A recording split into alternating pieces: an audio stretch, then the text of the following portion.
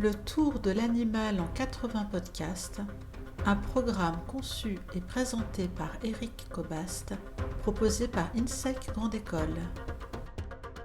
Saison 9, l'animal dans la littérature. Épisode 71, la métamorphose de Franz Kafka.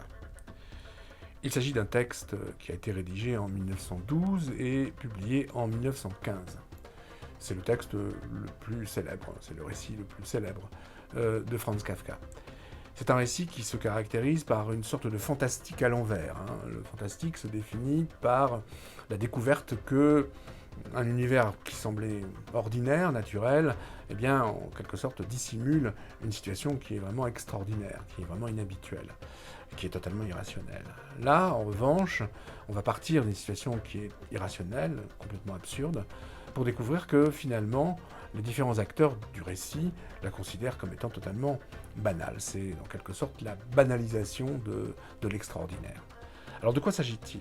Eh bien, il s'agit du récit des derniers moments de l'existence de Grzegorz Samsa. Grzegorz Samsa est un Pragois, un jeune Pragois qui travaille parce que son père, lui, a perdu une grande partie de sa fortune quelques années auparavant et qu'il faut rembourser les créanciers. Alors, depuis, Grzegorz est devenu voyageur de commerce et il fait vivre sa famille, c'est-à-dire son père, sa mère et sa sœur.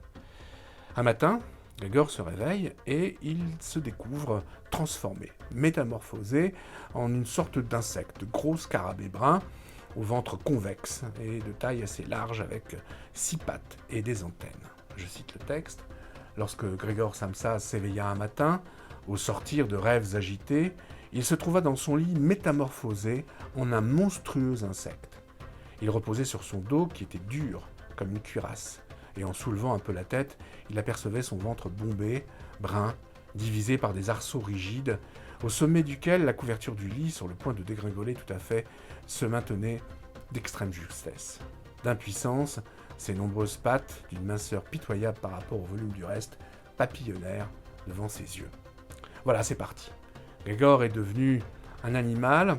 Alors il parvient encore à parler, mais avec une voix d'animal, peut-on lire dans la première partie.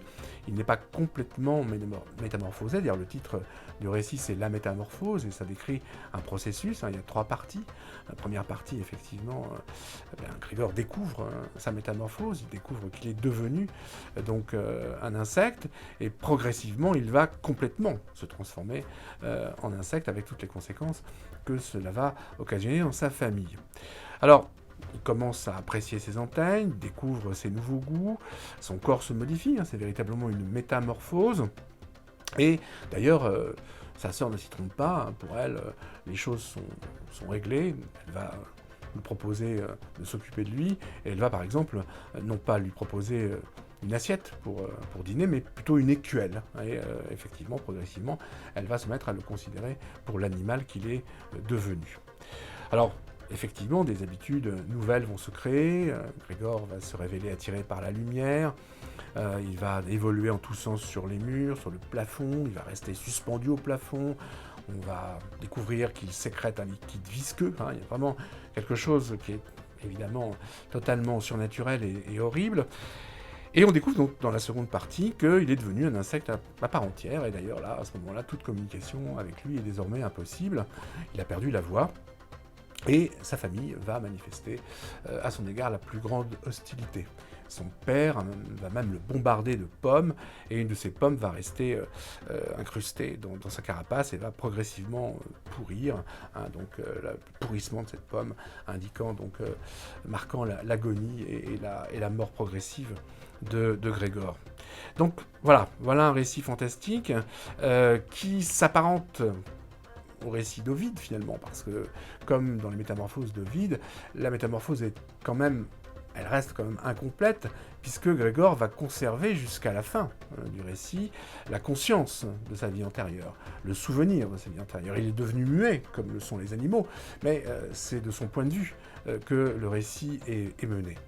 Alors, de quoi parle cette métamorphose ? C'est le récit d'une déshumanisation, bien sûr, une déshumanisation progressive de Grzegorz, transformé d'abord en insecte, puis privé de tout contact avec les autres êtres humains. Il va être enfermé dans sa chambre, dans ce ghetto qu'est sa chambre.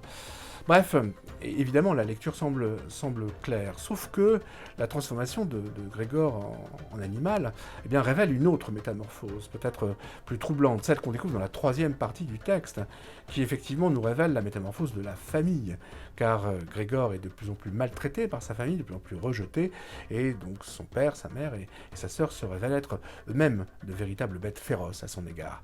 Alors qui est la bête? Qui est l'homme? Qui garde de l'humanité? Qui est devenu effectivement un animal? On voit bien que ici, c'est un des axes de lecture possible de ce récit très complexe. On voit bien que, évidemment, l'intention de Kafka, c'est bien d'indiquer que l'animal n'est pas celui qu'on croit. Même si, effectivement, on sait bien qu'il y a une autre lecture, plus symbolique, qui est à chercher du côté de la métamorphose. Grégor est devenu un cafard, un Kafer en allemand, Kafka, Kafka. Et puis on n'oubliera pas que Kafer, c'est aussi l'insulte préférée, si j'ose dire, des nazis à l'égard des juifs.